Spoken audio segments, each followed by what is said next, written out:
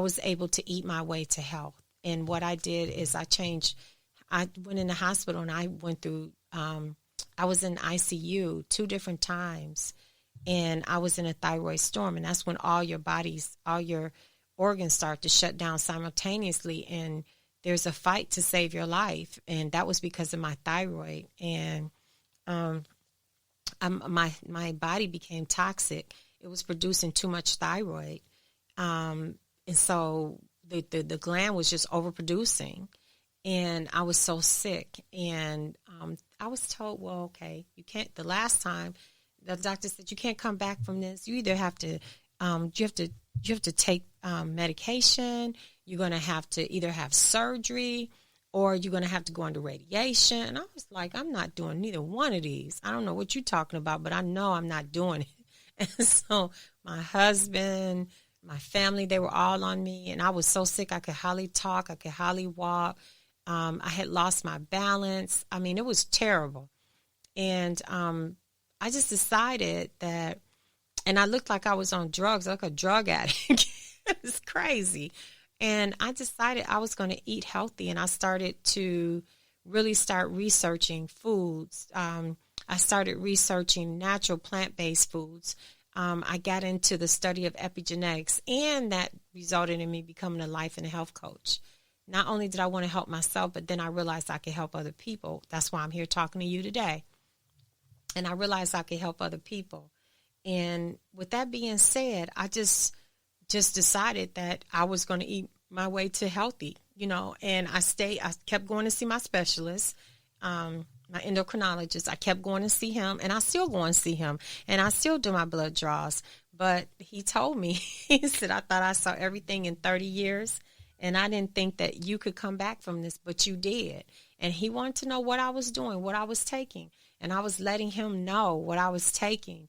And we worked on it. And the last time I saw him, he said, I can tell that, you're okay. You're really okay. And then the blood test came back, and then I ended up getting a biopsy, 9 needles in my throat, only to tell me that the thyroid gland was functioning normally. See? And so when you do, make a conscious effort with a sense of urgency to try and eat right and try to help yourself along by not just, just saying, okay, I'm going to just be sick. Well, just fight. Just make up in your mind that you're going to take some prevention. And so you're going to be preventative. You're going to start to prevent what you're eating that's not good for you. Make up your mind. Make the decision. Take the stand and say, you know what? I'm going to fight to live. I'm going to eat to live. And do it, damn it. Eat to damn live. And just do it. And that's my story, and I'm sticking to it. And another thing that I want you all to know, if you suffer from any of those diseases that I talked about in the endocrine system, such as type 1 and type 2 diabetes, hyperglycemia, Addison's disease, Cushing syndrome, hyperthyroidism, hypothyroidism, thyroid cancer, and other active cancers of the endocrine gland, stay away from stress. And go back. What I want you to do is go back to part 1 of this series, Detoxing Your Mind. And I want to point out to you that when you are full of stress wreaks havoc on the endocrine system. You have to learn to relieve stress. You have to learn to remove things in your body, in your life that are toxic. You have to learn to remove toxic people from your presence. You can love them, but that doesn't mean you have to deal with them you don't have to deal with them on their level. You deal with them on your level. You deal with them the way you want to deal with them. And if you decide you don't want to deal with them, then you don't deal with them. You can love them from a distance, but don't deal with stressful situations if you know this, because it wreaks havoc on the endocrine system. Stress does on anybody, actually. And you need to support your endocrine system with a healthy diet for endocrine health. And that's the reason why I really wanted to really go all in on this one, because it's really important. Okay. You have to learn to do these things. And so let's talk about the diet, how you can support your endocrine system with what you're eating through nutrition. You want to avoid or eliminate processed foods, sugar, unhealthy fats in your diet. Simple sugars interfere with the body's insulin levels. You can damage the pancreas. Processed foods often contain chemicals that act similarly to body hormones. And what that does is start to confuse the body and creates resistance to real hormones. Fats are the building blocks for many hormones and are a necessary part of your diet. But unhealthy fats can increase your risk of heart disease because you can have fat that is inside your cells. You can have fatty cells. You don't want to do that and cause impaired endocrine functions. Instead, stick to healthy fats such as coconut, avocados, chia seeds, nuts, sunflower seeds, and pumpkin seeds. You should also focus on eating fruits, vegetables, and quality protein along with healthy fats. Amino acids found in proteins are major building blocks for hormones. Eggs, fish, lean meats are great sources of protein as quinoa, oats, beans, lentils, nuts, Brussels sprouts. The endocrine system also requires numerous vitamins and minerals to function properly. So a healthy endocrine diet should be rich in fruits and vegetables, leafy greens such as spinach, broccoli, turnip greens, kale, asparagus, and are especially good for endocrine health. Let me give you a better breakdown of the what and why of the endocrine system foods. Fish. Fish provides your body with omega-3, omega-6, omega-9 oils. These oils are fats that directly affect cognitive function, cellular function, and kidney function. All these things are under the control of your endocrine system. Eating fish twice a week will aid in keeping a balanced endocrine system.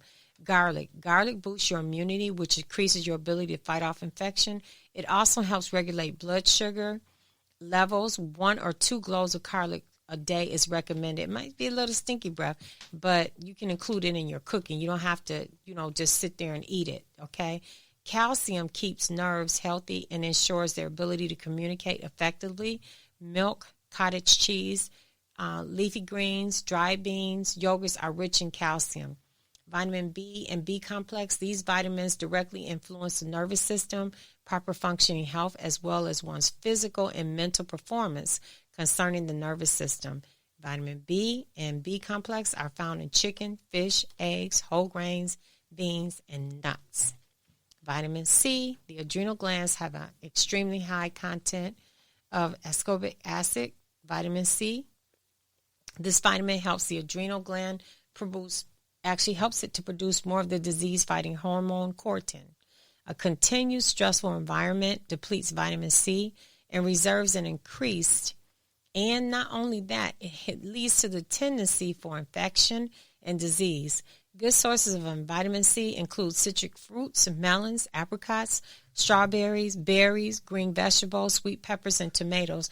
You should see my house in the summertime. I go to the store and I have a whole cart full of vegetables, melons, greens, fish, big salmon, salmons. We cook those all year long, but in the summer, I barbecue them. I smoke them on the grill, and I have recipes. If you become a client of mine, oh boy, you're going to eat super healthy. You really, really will, and it'll be really good food.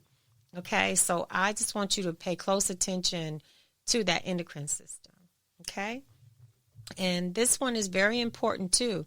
This system, the cardiovascular circulatory system, the heart and your blood vessels. The heart is made of cardiac muscles, pumps blood, and blood vessels such as arteries and veins. I'm sorry, you guys know I get tongue-tied sometime when I'm talking. And these arteries and veins transport the blood to every part of the body, providing organs and muscles with nourishment. The blood carries oxygen, carbon dioxide, nutrients, waste, and more throughout the body. Diseases and disorders associated with the cardiovascular system these actually include myocardial infarction, coronary bypass surgery, arrhythmias, valve replacements, pacemakers, transplants, heart disease, ischemic hypertensive, arteriosclerosis. I can't say that word. I'm too tongue-tied. Hypertension, aneurysm, fistulas, arteriosclerosis, anaphylaxis shock, varicose veins, cold water injuries, and sarcomas of the blood vessel. You don't want that. You don't want to go through that if you don't have to go through it. So if it helps you to just change some things you're eating, it's well worth it. If it helps you to become more cognizant of what you're eating, paying more attention. And I'm going to give you a rundown that's really important. And we're going to go to the why. Beets. Why do you need to eat beets? Beets deserve a badge of honor in the veggie family. So like there's organic beet powders that I mix in my smoothies. Dr. Jorge Brenes Salazar, MD, a geriatric cardiologist and assistant professor of medicine at the Mayo Clinic. That is due to the reason why he's saying beets is because it's due to the high doses of nitrates, which help blood vessels dilated and healthy. It keeps them dilated and healthy. A 2013 British study shows that simple drinking a cup of beet juice daily significantly lowered blood pressure in hypertensive patients. Also, when it comes to heart health, it pays to see red or orange or yellow fruits. And veggies with these colors have carotenoids and flavonoids, pigments known for their heart-healthy antioxidant properties. Salazar explains. He also explained that these blushing, nutrient-rich veggies and fruits, carrots, sweet potatoes, acorn, squash, oranges, cantaloupes, and papaya, those are all really good for heart health. You should really, really try my acorn squash. I mean, I love it because the squashes are really, really good for you. And they're high. They're really, really known to, have these high contents that will help you, that will help your heart. And it's really good. Pumpkin seeds and walnuts. A study presented in the 2019 at the American Heart Association Hypertension Scientific Session found that eating pumpkin seeds help lower blood pressure. According to the American Heart Association, pumpkin seeds are rich in fiber and a variety of nutrients, particularly healthy heart magnesium. A quarter cup contains 42% of the recommended daily intake of the mineral.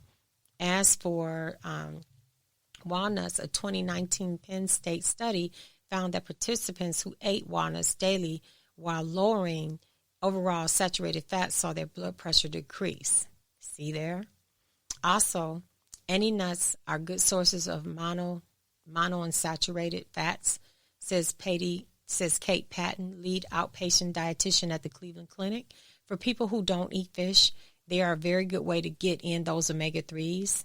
Fats, a 2019 study presented at the European Society of Cardiology, showed that eating nuts 2 or more times a week was associated with a 17% lower risk of cardiovascular mortality. But one word, in moderation, these are calorie-dense foods, so keep portions modest. Avoid eating a lot of added salt, sugars, and oil. Penny Chris Etherton discussed, she's actually a distinguished professor of nutrition at Pennsylvania State University, advises limiting yourself each day to an amount that would fit in the palm of your hand. So if you want to eat nuts, just put them in the palm of your hand, weigh them out. That's what you need. No more than that. Another one is good for heart health is tofu. Researchers at Harvard Medical School in Brighton and Women's Hospital reported in 2020 that a study of more than 200,000 people found a link between consuming tofu more than once a week and an 18% lower. They had an 18% lower risk of heart disease. Beyond that, tofu is a great source of plant protein, so it's a smart substitute for red meat or pork. It also has these plant cholesterols that actually improve the cholesterol in our own bodies. So this is huge. What is more, the latest USDA dietary guidelines issued in December recommend that around 5 to 6 ounces of protein from meat, chicken, eggs, fish, nuts, or soy products a day. Chris Etherton says when people are heavy eat eaters, listen to this, they need to slowly find ways to replace the meat with other healthy foods, and tofu is one. That's what I'm talking about. Olives and olive oils. If you've heard of the Mediterranean diet, which is what I practice every day, it's a lifestyle change for me. It's not a diet. Then you know all about olive oil. It only boosts good heart protective cholesterol, but also slaves off diabetes and strokes. Recent research confirms that a 2020 European study found that patients who had heart attacks and subsequently followed a Mediterranean diet high in olive oil had better repair of their atrial lining. A 2020 study by the University of Minnesota Medical School showed that olive oil may help people live longer. Try to follow the USDA guidelines of 27 grams, about 2 tablespoons a day. Chris Evans says olive oil is calorically dense. As for olives, Make sure to buy low sodium variety available at many big box stores. Speaking of oils,